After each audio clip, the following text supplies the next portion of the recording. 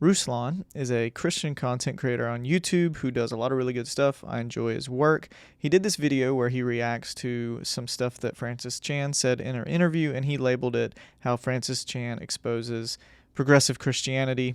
Kind of an interesting video. I have some thoughts that I give along the way. I don't necessarily agree. Let's check this video out. But I wanted to highlight this one specific part because I think it is so relevant and so applicable to so many of us today. Go ahead. To believe that 1,000 years later, and all those guys and their collective wisdom and all those people that were so close to the time of Jesus and his teaching, they're all off because, I went to seminary and I got the highest brand of Bible software, and I was in my office for years.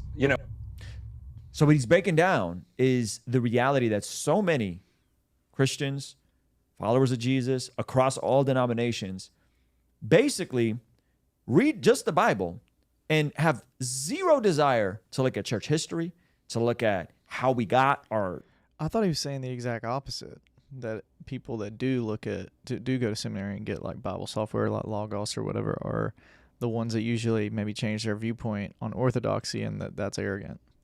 Scriptures, to look at the textual criticism process, to look at what did the church fathers believe. They just ignore it all and jump out the window and say, well, God told me that it's X, Y, and Z. And that's very dangerous because as he unpacks this next thought, you'll see what happens, why there's such a spike in so many of these they're not even denominations, progressive Christianity, hyper-liberal Christianity, right? Go ahead. Studying this, and I've got it. There's an arrogance to that. And so we have to attach ourselves to these ancient truths. Yep. And we have to question like, wait, so civilization, they believed all these things for 6,000 years, and now we in this generation are going to change all of the rules?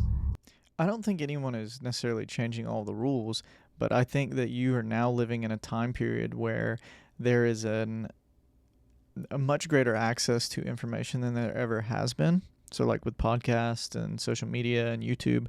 So the average Christian doesn't just have their pastor that they hear about the Bible from. They have biblical scholars. Like you can listen to podcasts, you can read books, there's so much more easily accessible access to things that sometimes change people's minds about how they view the Bible and how they view the orthodox beliefs that the church has believed for many, many years. And so I don't think it's just that, 6,000 years later, because it's an easy thing to do, we're just going to change belief. I think it has a lot to do with the fact that people are intelligent and people are questioning things and they're dealing with things and they're wrestling with things. That sound familiar? That sound familiar? We're just going to throw out the orthodox view on everything, throw it all out, and then we're going to basically say we know better. We know better than thousands of years of church history. I mean, if you have more access to information than they did, and it gives full clarity to the picture of what we see in the scriptures, and maybe we were wrong about things, and we've held on to those beliefs because it is tradition and not necessarily what the data shows us, then why wouldn't we change it? I've interviewed numerous biblical scholars, and they all have differing viewpoints on things, but naturally some of the more progressive ones are a little more like okay with changing things because they don't see that the data that we have support some of the views that we've held for many, many years, or the church has held for many, many years. And I'm not necessarily talking about like orthodox beliefs such as like the Apostles' Creed and stuff like that, but more so these kind of like smaller secondary issues on like sexuality and other things. And it's kind of an interesting conversation that I think is a lot deeper than what maybe is presented in this video. Thousands of years of church fathers, thousands of years of all of these different things. We're just going to throw it all out, and we're really just going to build our house on what God told me and theology that was developed within the last 100 and 150 years. And that makes sense to us. Like, it's just challenging my kids to think that through and go, look, mom and dad, I was handed this 40 years ago. Amen. And see, I'm really confused because it seems like in this video, Ruslan is saying that Francis Chan is critiquing people that are just like reading the Bible and saying, well, God told me it says this, and so this is the theology I'm creating. But at the beginning of this video, it seems like Francis Chan is critiquing people who become educated and have a change of mind, and he's saying that's arrogant. And so I'm really confused. I've been in communion with this God for 40 years, and I'm now passing this off to you. Amen. It's like a baton. It's like, Amen. this has been passed down for 6,000 years, came to me. I've held it for 40 years, and I'm going to hold it till I die. But it's your turn, and you've got to decide, are you going to continue in this tradition, or are you going to believe your friend, or that this generation is the one that finally figured out that everyone was wrong for all of human history? So that's a W take, man. Is it though? Like, should you just believe something because it's tradition? I don't see why. I don't get that. I don't care if they all say something. I'm not going to bet on this generation. I'm not going to bet on your friend. I'm going to. Yeah, I'd agree with that. I mean, you probably shouldn't just trust a random Joe Blow with your spiritual life and the things that they say. So I'd agree with that. I'm not going to bet on your friend. I'm not going to bet on some things that you read and you think God told you. I'm not going to bet on a theology that's 50 years old, 100 years old. No. What are we doing? What are we talking about?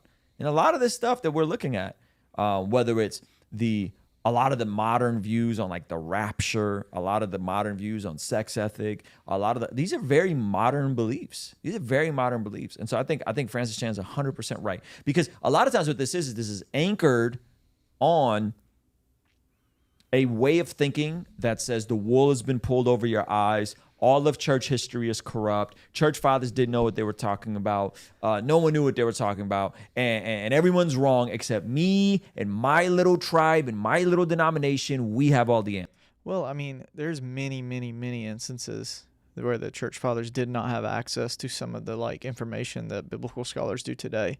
And so it's not shocking that maybe we would have some differing viewpoints than they did that we could change, because I mean, if you do the research, that's such an obvious thing, I would think. And this is coming from someone who's Orthodox. I believe in the tenets of Christianity, but I think that the reasons that people maybe are considered more progressive and changing of viewpoints at times it isn't as simple as what is being made out in this video. I love Francis Chan talking about this. I think we desperately need to look more at church history. We desperately need to be thinking about these things. What were the early creeds? Why did they say these things, right? What happened through this phase of church history? What happened? What led to the Reformation? What are these? Who are these church fathers? Who's Charles Spurgeon? Who is Martin Luther? Who is Augustine? Who is Ignatius? Right? All of these things are super helpful. And if we're just thinking that, I'm just gonna read this and God's gonna tell me everything, and I'm gonna have all the that's dangerous. I really don't think that's what Francis Chan was saying. I think he was saying the people that go and study and have a different viewpoint. Maybe I'm wrong. I don't know. Embo in the woods, in the jungles by yourself, and you don't want no community, you don't want no counsel, you don't want no mentorship, you don't want no church fathers, you don't want nothing but what you think you got on your own, and that's not helpful. And so I would encourage you guys, go in and just get a rudimentary view of church history. Look at the things that they've believed about eschatology throughout history. Yes, there's been some disagreement, but a lot of the stuff we have now, very modern. There's a lot of modern stuff that we speak as if it's absolute and it's dogma, and folks have not believed it for 2,000 years of church history. So the overall concept of the video, I think for me is interesting to observe stuff like this, because the podcast that I do is kind of like a slap in the face of all this, because I am very open to rethinking and analyzing and questioning things. And I interview people that help me do that. So it seems that the main thing that this video is pointing at is that there are people that will change their mind about Orthodox beliefs, and because it is different than what the church has held for thousands of years, that it is naturally wrong, that you shouldn't believe something if it's not a part of the church tradition that we've held for many, many years. And so my thinking behind that is the question of is just because it's tradition, does that make it true? So I mentioned in, a few clips where the church fathers that were a part of developing theology that we hold today did not have access to some of the like biblical scholarship and archaeology that we have today. And even like the understanding of like Jewish teachings and many, many other things in that realm. And so if they didn't have access to that, and then they couldn't have had a clear understanding or perspective. So they only had their perspective and understanding of how they understood Old Testament passages and how they intertwine with New Testament passages. And so there's many, many different theologies nowadays, even with all the different denominations. And so to say that like you have to believe something because it's a part of a tradition doesn't seem intelligent to me. And I think that just because someone questions something that's different than what the church fathers believe isn't wrong. I've had biblical scholars on there that do the same thing. Dr. John Walton is a conservative biblical scholar who has kind of repeated some of the stuff that I'm saying here, that they did not have access to the things that we have access to. And so we can have a different understanding of the scriptures, right? And I think also this video kind of for me is like, I think it doesn't do justice to what people are actually walking through when they're deconstructing. And, Ruslan, I like his content. More so my critique is at the video that Francis Chan does, because I think that people should be allowed to have open conversation. And what this kind of stuff does is kind of shuts down that open conversation where people that are struggling and wrestling with like certain things that they maybe don't think are true about Christianity, does that mean that they can't be Christian, right? And so I think that like the two things that I take from this video, the things that I think through, is that tradition doesn't equal truth. Just because it's been tradition doesn't make it true, and that there should be open conversation around some of the things that maybe we have questions about. And I'm not saying that Ruslan or Francis Chan is saying that you shouldn't do that, but in this video I think that this simplifies and oversimplifies why people change beliefs. And I don't think that labeling progressive Christianity as the people that do this is helpful, because there's conservative Christians that have a lot of beliefs that are completely and totally like not tied to like Christianity. And Ruslan does a good job of critiquing both sides, so I have no real anything to say about his content. I enjoy his content, but I think this is interesting. I do think it oversimplifies a very complex issue, and I think that we should be open to having conversation. I think we should be glad that people are studying and learning and expanding their mind as they follow Jesus and maybe change their minds on some things. So if you like this video, hit the subscribe button, hit the like button, hit me up on Instagram. Have a great week. This is Blake.